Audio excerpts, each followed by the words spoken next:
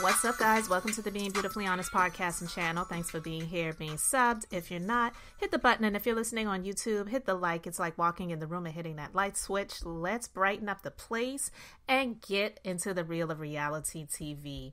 Listen, I get it. Reality TV, the chicks, they got to do what they got to do. But there's just a level of fraudulent behavior and faking it to make it that I just really cannot take. Now, we all know Robin was fired from Real Housewives of Potomac, and Gizelle was hanging on by a thread because she had been moved down on the sofa during the reunion, which we know is something that is sometimes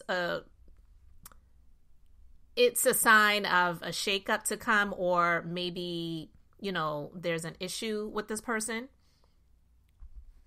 Well, I saw this little video on the Bravo Shade Room because Wendy, she had her 40th birthday celebration.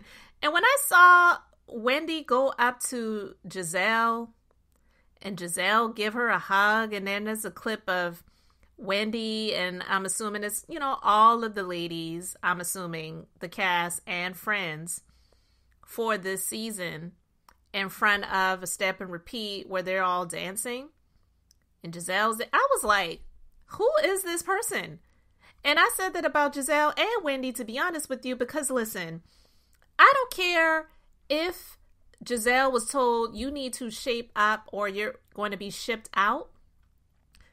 And I'm not saying that Wendy had to ice her out completely, but to go from Wendy being the bigger person in most instances, when it came to Gizelle, inviting her to her husband's new weed business, whatever, that was, where they were going to be rapping and rolling.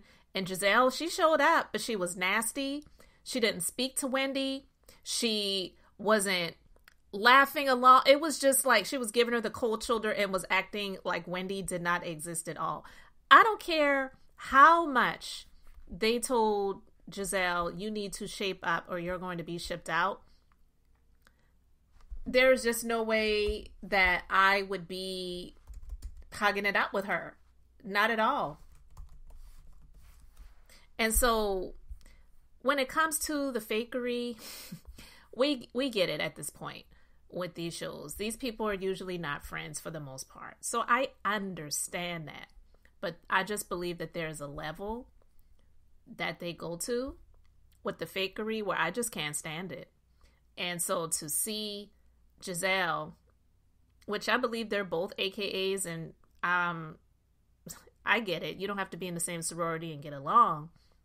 But it's weird to call yourself sisters, and Gizelle has just been so nasty to Wendy, and we know Gizelle has gotten the accusations of colorism that I 100% agree with. I do believe that she does dwell in that arena. She doesn't have to claim the title of being a colorist. Most people who are colorists don't.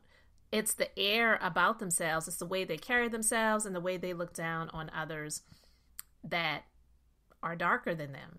And so sometimes it is, not all the time, but sometimes it is those same people that do actually, when it comes to the relationship desires, they would be attracted to somebody that doesn't look like them. A lot of times it does happen that way. So the children, when you do have children, they do come out darker. And of course you're going to love your children. So when she would use her children as a shield to say, I absolutely am not a colorist and this hurts my children. Like, girl, please. It's about how you act, how you behave, how you treat people. And no, we definitely don't expect you to treat your daughters like they're less than because they're darker than you. No one would ever assume that.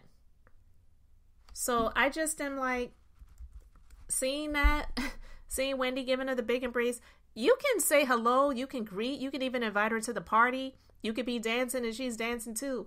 But going up to her and giving her a hug, for me, that was like, wow, the fakery is just unreal.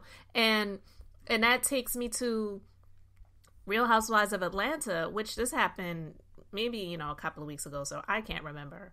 But when I saw this clip of Kenya and Porsha walking and strutting and tossing the hair and whatever, and it was like, okay, really? I can't, I'm not here to say that they should be arch nemesises forever and hate each other for eternity, but there is just no way that I believe this, and I don't care how long ago it happened. Porsha calling Kenya a slut from the 90s, Kenya with the bullhorn saying, "You are a dumb hoe, shut up." Porsha getting up, Kenya getting up, Porsha grabbing that hair, dragging her to the ground, and Kenya's like, she's fired if she's not like, now you're hugged up and we're supposed to believe that you're besties. I am not buying it, not at all, and I'm just not here for it. I really am not here for it. I get it, they were pregnant around the same time, and I was like, yeah, they don't have to be enemies forever, but to do this stuff for the sake of a TV show when it's supposed to be reality, it's so fake. And I'm just waiting to see, like, okay, what's up next? Who's on first when it comes to the jabs and the verbal blows that is to come, because you can't fake that stuff for too long. You're just doing it for the sake of the check. So I just wanted to talk about that for a minute because it had been on my mind, honestly, for a minute. And then when I saw this most recent one with Wendy and Gizelle, I was like, okay, whatever.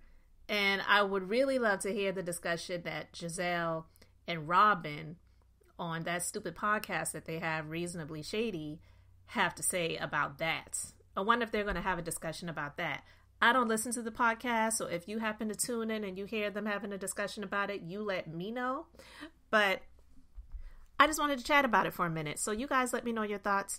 Thanks so much for being here, liking, and subscribing. I'm Beth, just being beautifully honest. So until next time, I wanted to keep it brief, beautiful, and now I'm going to say bye.